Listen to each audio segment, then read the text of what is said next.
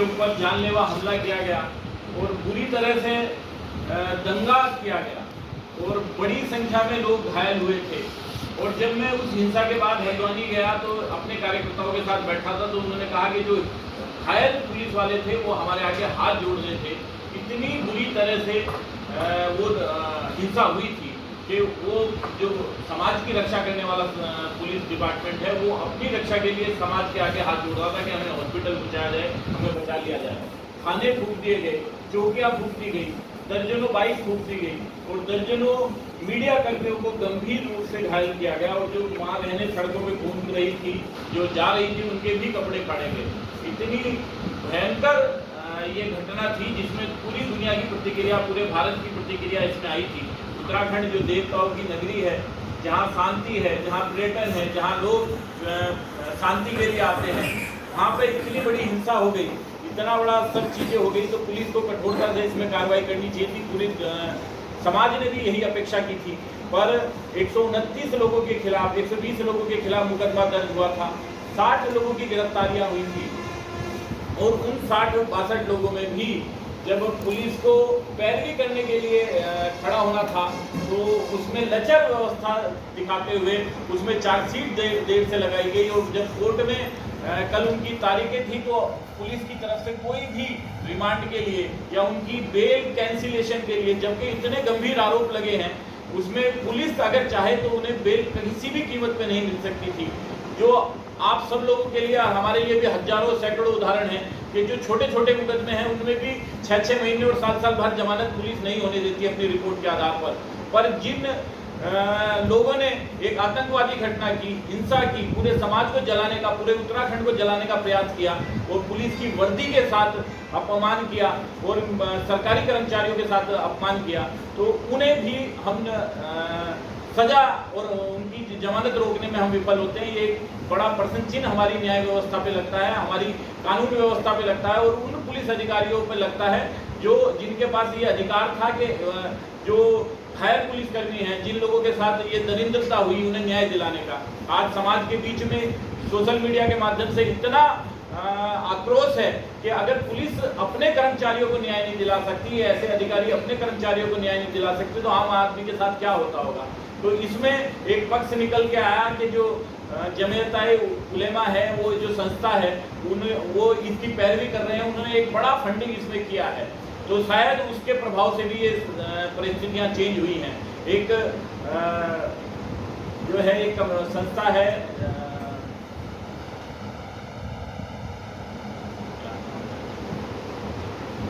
तो वो भी पैसा इसमें लगा रही है, तो वह अपनी सोशल साइट पे भी जो हिंसा हुई है, जो हिंसा में आतंकवादी घटनाओं में जो लोग पकड़े जाते हैं, उनके पैरवी के लिए वो पैसा खर्च करती है, वो अपनी साइट पे भी ये लिखते हैं।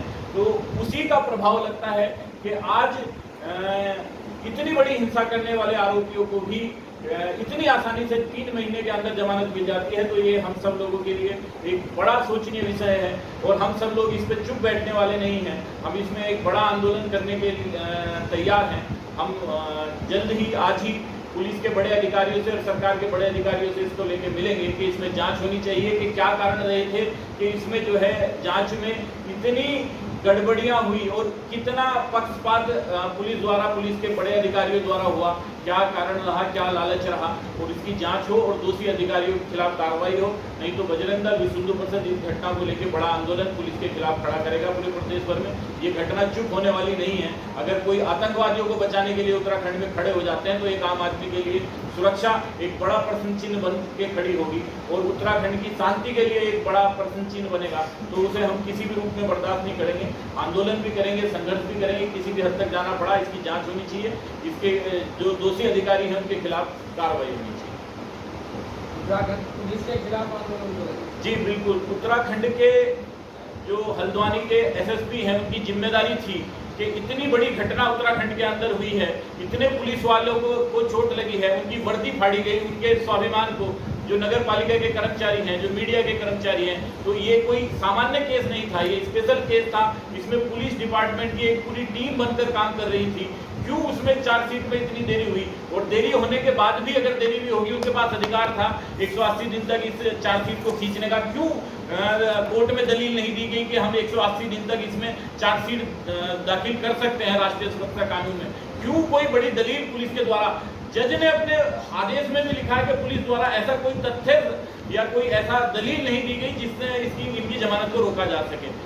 एक बड़ा प्रश्न चिन्ह हल्द्वानी पुलिस के लिए खड़ा होता है कि क्यों उन्होंने इन्हें जो है इतनी छूट दी जमानत के लिए, क्यों इनके साथ इतना पक्षपात किया, क्यों पुलिस की वर्दी के साथ धोखा किया गया, क्यों पुलिस के स्वाभिमान के साथ जो है अन्याय किया गया।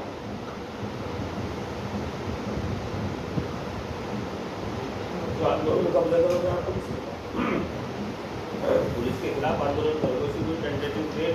आपको क्या लगता है कि पुलिस ने इतनी बड़ी चूक किसके इशारे पे की होगी? नहीं, हमने कहा कि जो फंडिंग उसमें हुई है, हमें शक है कि कहीं उसके आधार पर जांच प्रभावित ना हुई हो। ये जांच का विषय है।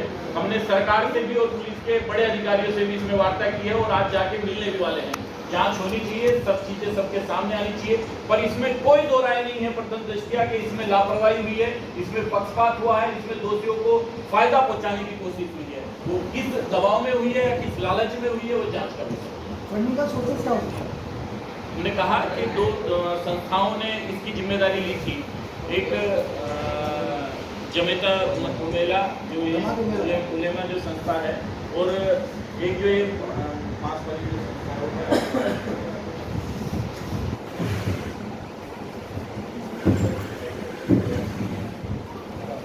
हलाल सर्टिफाइड एक संस्था है जिसका अरबों रुपए का बजट है। वो अपनी वेबसाइट पे भी ये लिखती है कि भाई हम जो आतंकवादी घटनाओं में, जो इस तरीके की दंगाई की घटनाओं में जो लोग शामिल होते हैं उसमें पैसा खर्च करते हैं, उसका बड़ा पैसा इसमें लगने वाला है, लग रहा है, ऐसे हमें अंदेशा है।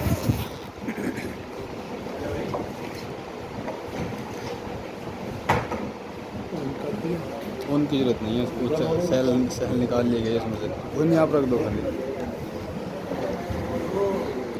हाई कोर्ट के, सुप्रीम कोर्ट के आदेश को मानने के लिए वहाँ गए थे, उनके ऊपर घेर कर हमला किया गया, आतंकवादी घटना की गई, उन्हें हत्याएं करने का उनका प्रयास किया गया, थाने जलाए गए, चौकियां जलाई गई, बाइकें जलाई गई, मीडिया कर्मियों को मारा गया, पुलिस की वर्दी फाड़ी गई, पुलिस के दर्जनों लोग गंभीर रूप से घायल हुए जो आईसीयू में भर्ती हुए। ये पूरे देश के लिए एक हिला देने वाली घटना थी और पूरे देश की प्रतिक्रिया इसको लेके आई थी।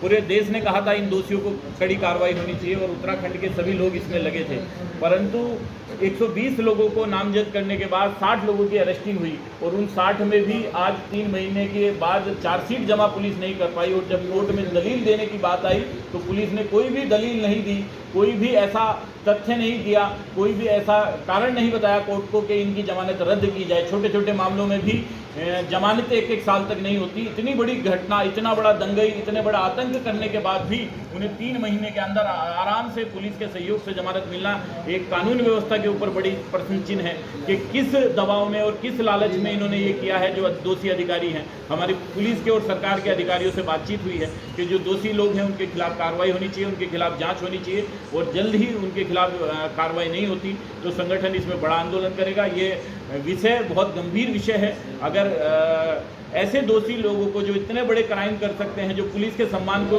ठेस पहुंचा सकते हैं, जो पुलिस की वर्दी को और उत्तराखंड की माहौल को खराब करने का और कत्लेआम करने के लिए निकल सकते हैं और उन्हें भी हमारे सरकारी तंत्र सपोर्ट करता है, तो ये हम सब लोगों के लिए बड़ा प्रश्न चिन्ह है और हम इसे किसी भी रूप में बर्दाश्त नहीं करेंगे और ऐसे दोषी अधिकारियों के खिलाफ कार्रवाई जब तक नहीं होगी आंदोलन करेंगे।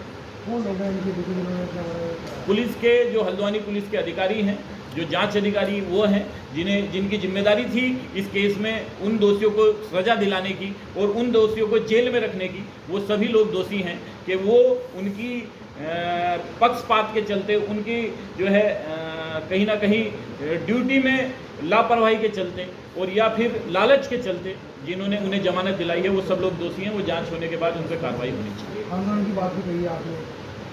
आंदोलन बिल्कुल किया जाएगा। हमने आज सरकार और पुलिस के बड़े अधिकारियों से हम मिलेंगे। अगर इसमें जल्दी जांच और कार्रवाई नहीं होती है तो हम पुलिस के खिलाफ एक बड़ा आंदोलन करेंगे।